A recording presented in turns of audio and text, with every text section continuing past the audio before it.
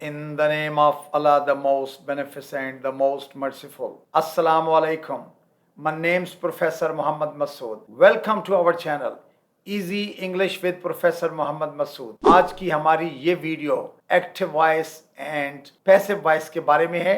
इस वीडियो में हम एक्टिव वॉइस और पैसिव वॉइस की पहचान करेंगे और देखेंगे कि ये किस टाइप का जुमला है। Let's see the objectives of the lesson.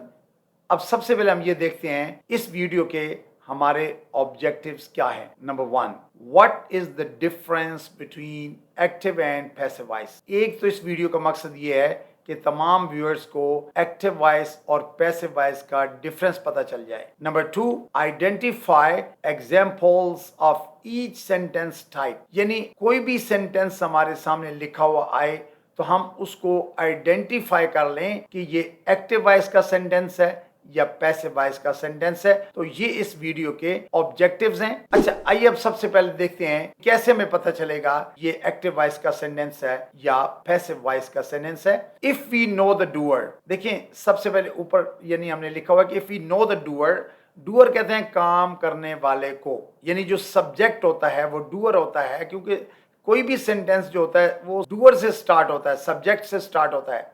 If we know the doer in the sentence, अगर हमें सेंटेंस में डूअर का पता होगा, the sentence is active voice. यानी कितना सिंपल सा इसकी पहचान है कि अगर आपको सेंटेंस के अंदर डूअर का इल्म है तो ये एक्टिव वॉइस का है। If we do not know the doer, अगर हमें डूअर का इल्म नहीं है, the sentence is passive voice. तो जुमला ये पैसिव वॉइस का होता है। अच्छा, let's see its example. For example, mother makes food. अब हमें पता है कि खाना कौन बनाता है, अम्मी बनाती हैं। डूअर कौन है, मदर है, ठीक है ना। तो अगर आपने सब्जेक्ट को एम्फेसाइज करना है, अगर उसको जोर देना है, तो ये सेंटेंस एक्टिव वॉइस का होगा। In the same way, look at the second sentence, car is washed, गाड़ी धोई जाती है। अब देखिए, अगर कोई ये बोलता है कि कार इज वॉश्ड, तो इस सेंटेंस से हमें ये नहीं पता चल रहा कि हु वॉशेस द कार, गाड़ी धोता कौन है। अगर हमें डूअर का इल्म ना हो तो ये पैसिव वॉइस का होगा।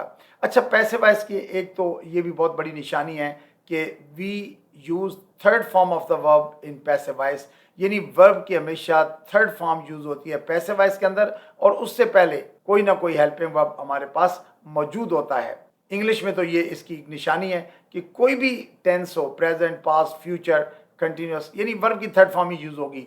Only helping verbs are changed. अच्छा, एक छोटी सी मैं उर्दू में एक दो एग्जांपल्स और दे दूंगा ताकि इसको आपके माइंड में ये क्लियर हो जाए। मैं आपको कहता हूँ कि जी अब्बू सौदा सल्फ लाते हैं, तो अब आपको पता चल गया कि कौन सौदा सल्फ लाता है, हु ब्रिंग्स ग्रोसरीज, फादर, तो ये एक्टिव वॉइस का है।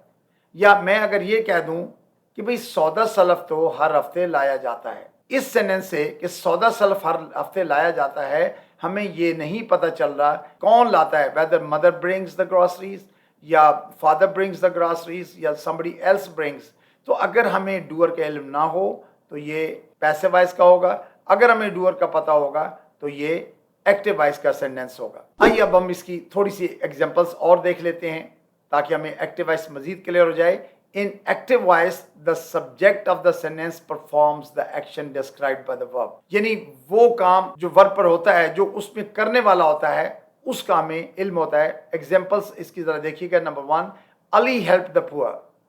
अब अली हेल्प द पुअर यानी गरीबों की मदद किसने की, अली ने की, तो ये एक्टिव वॉइस है।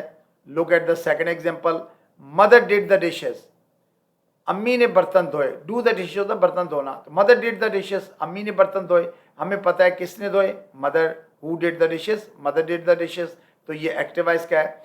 या they like rice, the question is who likes rice, they, हमें डूअर का नहीं सब्जेक्ट का इल्म है। All these are active voice. Now look at the passive voice. In passive voice the subject of the sentence is acted upon by the verb, यानी अगर हमने object को इंपॉर्टेंस देनी हो, उसको एम्फेसाइज करना हो या उसको प्रेफर करना हो, तो हम सेंटेंस को पैसिव वॉइस में लिखते हैं। Look at the examples. Number 1, the poor were helped bye Ali, the poor were helped bye Ali.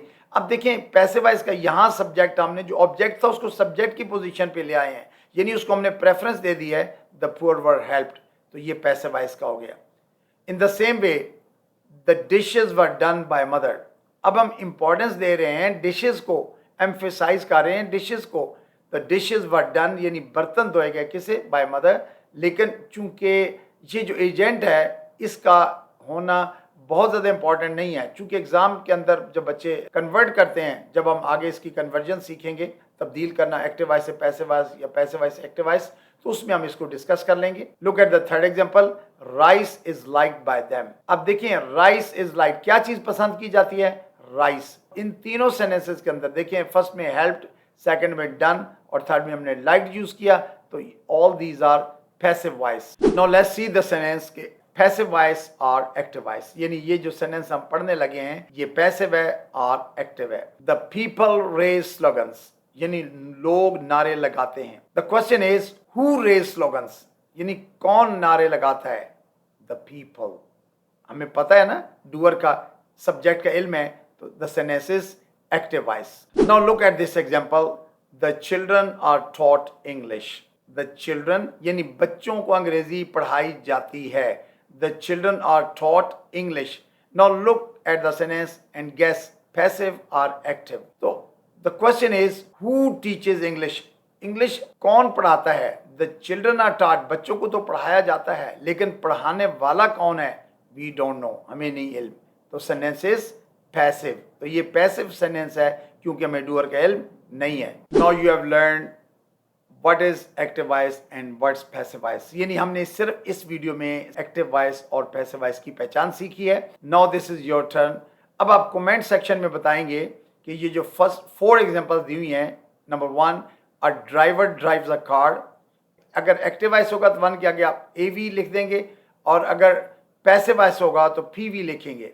Number 2 everybody was informed, everybody was informed, तो इसके आगे आप AV या PV लिखेंगे।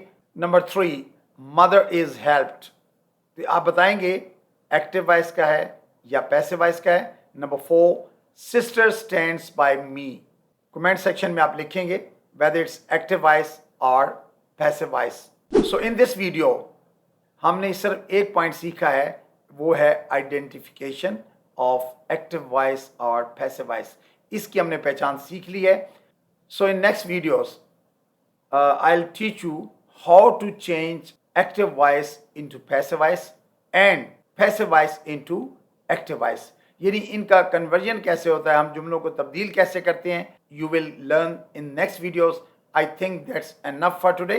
Thank you very much, wish you best of luck, take care, goodbye for now.